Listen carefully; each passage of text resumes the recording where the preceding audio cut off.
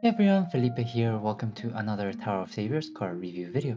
In this video, I'll be taking a look at the 1% jackpot card from the new Saint Seiya Hades chapter collaboration seal, Final Bronze Cloth of Pegasus, Seiya. This is going to be a light human card, and I will be taking a look at his leader skills, active skills, as well as team skills, and letting you know my opinions and thoughts about this card. So first of all, let's take a look at his leader skill. It is going to be when the team has only humans or gods, your team attack increases by 6.5 times, HP and recovery by 1.4, extend runestone movement time by 3 seconds, HP, attack and recovery of saints increases by 1.2 additionally, and when you have 3 or more attributes in the team, your team attack increases by 3 times additionally. Furthermore, the damage received from humans and gods will be reduced by minus 30%. So now let's take a look at the team skill because that usually complements the it complements the leader skill and allows for a more interesting playstyle. So the first one is going to be the Saint Seiya Hades chapter special, which is going to be the 8th sense, which in my opinion is a pretty good craft skill. So it is a good team skill to have. Next, we have two walls of text, but basically change the leader skill of Final Bronze Cloth of Pegasus Seiya into Saint of Unity EX, and also change the leader skill of God Cloth of Pegasus Seiya into Strongest Saints in Unity EX. Basically, this team skill just modifies your leader skill to be a little bit more powerful. However, if we take a look at the description of the leader skill, you have a team attack times 6.5, HP and recovery times 1.4, extend resource movement time by 3 seconds, yada yada yada, times 1.2 additionally, when the team, blah blah blah blah blah. Basically, all of this right here, effects 1 through 5, is just exactly the same as your usual leader skill. And the only thing that is different is that if runestones are dissolved, explode 6 runes to generate light human runes at the end of the round. Non-light attribute runes rank first in priority. So same thing with the second team skill. This is just for the Switch version. You do get the exact same leader skill. However, you do also get the explode 6 runes at the end of the round. Non-light attributed runes rank first in priority. In my opinion, this team skill is a little bit redundant, to be completely honest, because if you're running Seiya, you do want to run him as leader and ally because of the third team skill over there. So in my opinion, I would have preferred if this was his leader skill from the get-go, instead of having to add a full team skill just for it. Um, because there is no reason you wouldn't want to run dual leader and ally Seiya. However, I guess you could technically run different leader and ally, but there isn't that much benefit to it, in my opinion. So, uh, it is what it is. It's Mathead's choice. I do think these two leader skills are redundant, and you could have just made the leader skill have this sixth effect from the beginning. But yeah, the one that will matter the most and the one team skill that will affect your playstyle is going to be the third one, where 12 fixed positions will be locked in the shape of the constellation, and your combo count increases by 1 by dissolving a runestone at a locked position in the first batch. Each position will only be counted once, so by dissolving all locked runes in the board, you will get a plus 12 combo. Additionally, if you manage to dissolve all runestones at the fixed positions, you get an EX combo plus 12, and damage of the leader and ally will be dealt regardless of defense. At the end of the round, turn runestones at the fixed positions into enchanted human runestones. And the more race runes you dissolve, the higher your team attack, to the max of times 5 for 10 race runes dissolved. Additionally, attributive runestones also possess 25% the effect of other attributive runestones, which is good because this means you will never run out of attacking runes and you will always be able to deal as much damage as you can. In my opinion, this is a pretty interesting playstyle. Um, this means that Seiya will never run out of combos, and any high combo shields will be a walk in the park to break with Seiya, just because there are 12 positions in there that you can use to get extra combos, in addition to whatever combos you do. However, in my opinion, dissolving all runes at the 12 fixed positions is actually a little bit challenging because they are located in a little bit of awkward positioning, and so being able to dissolve all of them unless you have time tunnel or a really good board can be a little bit annoying to do. So if you manage to do it, you do get an extra 12 EX combo, which will increase your damage by quite a bit, and you can also ignore defense. However, realistically, in normal situations, unless you have a really good board, it is going to be quite hard to get this to work. I've also noticed a small bug where even if you dissolve all 12 positions, you don't get the EX combo plus 12, and it's really weird. I have submitted that to Madhead, but we'll see if it is a bug or if something is just wonky with the game. I was able to do a full board dissolve, but I still didn't get my 12 EX combo. So we'll have to see how that changes in the future. But yeah, this will make Seiya's playstyle a little bit more interesting, to say the least, because you do have those 12 positions that you need to hit in order to get your max damage. Yeah, get your max damage out and deal as much damage. Then the fourth team skill is going to be a lack of dragonware skill. So if you don't have the god cloth equipped, your second active skill, basically your switching active skill, will also change into Pegasus Rolling Crush, which we will take a look at it at a later point in the video. Then you do have the Saint Seiya Hades chapter special as well, where if you have Seiya, Hyoga, Shiryu, Ikki, or Shun, you do get a 1.2 stat boost to HP, attack, and recovery, and you also get 12 seconds of runestone movement time instead of the usual, um, the normal amount of movement time that you usually have. But yeah, so in terms of leaders, I do think leader potential, I do think Seiya has a really good leader potential. You do have a times 6.5 and a times 3 just inbuilt on your leader skill. If you're running a Mono Saints team, you also get a 1.2 attack boost, as well as all the extra combos and attack bonus that comes from each combo from his team skill. So he is going to have a lot of leader potential. He is going to be a pretty good leader. However, you do need to run 3 attributes in the team or more to get the most out of it. So you will never be running a mono attribute team with him, which is good because we already have Nesoi and Javanor, which are light leaders. So there's no real need for extra light leaders in the moment.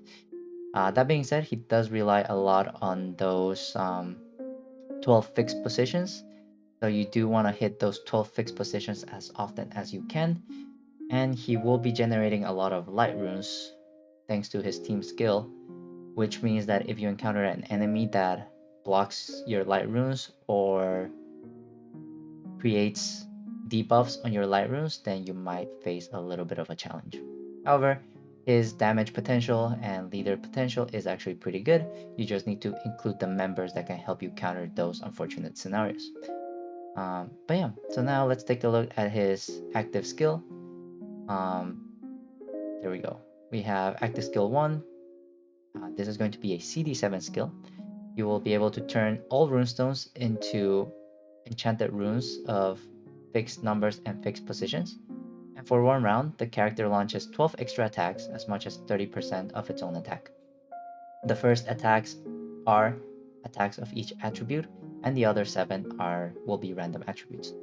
So in my opinion, this is going to be a really, really useful skill because Madhead has recently been adding those enemies that will only take damage after they receive an attack of every single attribute. And because of that, either you run a mono or like a full rainbow team, or you have a card that can launch all 5 attributes, in which case Seiya is going to be one of those where he can single-handedly deal all 5 attribute damages, and if you activate this with your leader, the rest of your team can bypass that shield and damage the enemy as well. So in my opinion, CD7 is a little bit long, but the utility of this second effect is going to be really useful, even after Saint Seiya falls out of the meta. For the second skill, we have the CD8 switching skill, which is pretty standard. Basically, you switch, and only if you have the Pegasus God Cloth equipped, and you will able to explode all non-light runestones to generate attributive human runestones. And if the leader is a saint, your craft apparatus gets charged by 50%, and for one round, absorb the first attack of the enemy in the round and convert 10 times the absorbed damage to HP recovery. Basically, this is going to be a one-turn dodging skill, which is going to be really good as well.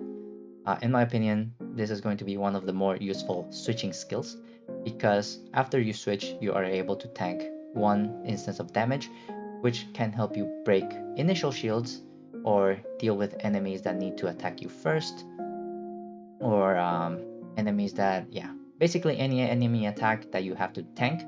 This can allow you to dodge it without having to delay the enemies because initial shields will not count as broken if you delay the enemies. You actually need to take damage or receive the attack before the initial shield gets broken. But yeah, exploding all non-light runestones will generate a lot of attacking runes, also get rid of a lot of board debuffs as long as they are not on light runes, so that is going to be really good. Craft apparatus, that's just a small bonus. It will allow you to activate your 8th sense or activate your craft more often if you need. But I do think the main issue or the main benefit of this switching skill is going to be the absorption effect and the dodging potential of an enemy attack. So in my opinion, I do think this switching skill is really good. So depending on the stage, you might actually want to save your switching skill in order to deal with an enemy attack later on in the battles. If you do not have the God Cloth equipped, however, your skill will change from the switching skill to Pegasus Rolling Crush. This is going to be one of his team skills. And this is also a CD8 skill, wherein you will increase your self attack by 6 times. Runestone movement will not be stopped when you touch a tornado, and your combo count increases by 3. So, in my opinion, this is going to be a pretty okay skill. We haven't seen many tornadoes recently, so um, I would personally stick with the God Cloth Seiya because one, the switching skill has a lot of utility with the dodging ability, but second, you do get access to the switched form of Seiya, which can also be beneficial for your teams as well. So this times 6 attack boost is nice, but that burst option you can get from other people and other cards. So I do think this active skill is not as useful as the switching potential for Seiya, at least. Uh, that can change if the level has a lot of tornadoes, and you do need to ignore tornado movement. But CD8 just to ignore tornadoes is not that worth it in my opinion. And I would rather stick with the switching skill and then deal with the tornado other ways. So now let's take a look at the switch form. Basically, the switched leader skill is going to be exactly the same as the non-switched. The only difference is that your team attack increases slightly by from 6 to 7, and the HP and recovery increases from 1.4 to 1.6. And you still have the sixth effect of exploding 6 runes and generating light runes based on the team skill, which is going to be the same. So as in terms of leader potential, his switch form is going to be slightly stronger in terms of attack multipliers. However, the game style and gameplay is going to be exactly the same. Um, and even the team skills are going to be exactly the same, so I will not be covering those again. So in terms of his active skills, the first active skill is an EP7 skill, and it is going to be a straight upgrade from your other active skill. Here you are generating enchanted human runes instead of just enchanted runes of fixed numbers and fixed positions, and you do get the same 12 extra attacks as much as 30% of its own attack. Still a pretty good skill and gets upgraded in terms of damage because now you're dissolving human runes, and that is also going to trigger your times 5 attack multiplier for dissolving those 10 race runes from his team skill. Now the second EP skill is going to be a EP9 skill for one round, you ignite all enemies and reduce their defense to 0. The character's damage will be dealt regardless of initial shield. The effect of light runes increases by 100%, and light runes can be dissolved singly or in groups of 2 or more in the first batch. So this is going to be a pretty good skill. Igniting enemies has proven to be quite important in the current meta because Madhead has been introducing these ignite shields or control shields. So definitely being able to ignite enemies is going to be very beneficial. Reducing their defense to 0, also pretty nice. It is a alternative way to deal with petrify runes. So if you reduce their defense to 0, you can just bypass petrify runes without having to dissolve them or get rid of them. And you also ignore initial shield, which is always nice to have. It is nice to have a way to ignore enemy shields without actively having to satisfy the conditions. So being able to just burst through your initial shield is going to be good instead of having to wait for the enemy to hit you first. Then this third and fourth effect are going to be damage boosting effects. Light runes will be more powerful and you can dissolve all light runes in the first batch since they can be dissolved singly or in groups of 2, which means that you will have high combos as well as more attacking runes. But yeah, overall I do think this active skill is going to be pretty good.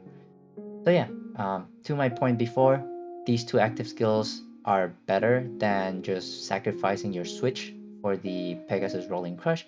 So definitely equip your Seiya with a God Cloth in order to get these access to the switched form and also access to these two active skills. But yeah, overall, I do think Seiya is a really good card. It has really good leader potential, but in my opinion, as a 1% collaboration jackpot card, it falls a little bit lower than the other 1% collaboration leader cards from other collaborations. Um, don't get me wrong, he is a really good leader. He has a lot of damage potential, leader potential, um, very utility, like very good utility on his active skills. Carpool, he has access to all humans and gods, which is pretty good as well. However, he doesn't seem too broken in terms of yeah, compared to other collaboration cards, he might fall short just a tiny little bit, in my opinion. He is still pretty powerful. The 12 lock positions do give him a lot of combos and a lot of damage, which is good. But it just feels a little bit on the lower side of the 1% jackpot cards. So would I recommend you pull for this card? Only if you have the resources or if you want the yeah, if you have the resources to pull for him, or if you want to collect him, then go for it. Personally, I don't think this series is a must pull. I think this series is good to have. Like if you pull for it, I don't think you will regret it because all of them have pretty good niche utility skills or ways that you can use them, and I can see them being useful in the future. So you definitely won't regret it if you pull them. But if you don't pull for it and save your diamonds, I also feel like you're not missing out too much. Um, yeah, you're not missing out too much by pulling this by not pulling this series. My baseline for this is basically Tengen Toppa, where if you don't have Tengen Toppa, you basically were locked out of a lot of easy clears. Or if you don't have Yoko, then that also like blocks you from a lot of other uh yeah, it blocks you from a lot of other like good team buildings or team setups because you're missing that one collaboration card. However, I don't think that any of these cards are necessarily that status. So if you skip this series, it would not be the worst, or it would not be the end of the world, in my opinion. But yeah, in terms of team building, definitely Saints. Just use all the Saints that you have. We have the Saints from this series as well as the Saints from the Part 1 collaboration. So definitely use those and substitute any god or humans depending on the utility that you need on the stage in order to break those shields. But yeah, overall, I do think this is a strong guard, good leader potential, and good flexibility and good active skills. But again, not a must pull in my opinion. but definitely a good card nonetheless. That is all I had to say about this card. Please let me know in the comments if I missed anything or if I said anything wrong. And as always, stay tuned on my YouTube channel for more Tower of Saviors content. For now, stay safe, stay healthy, and I will see you next time. Bye everyone!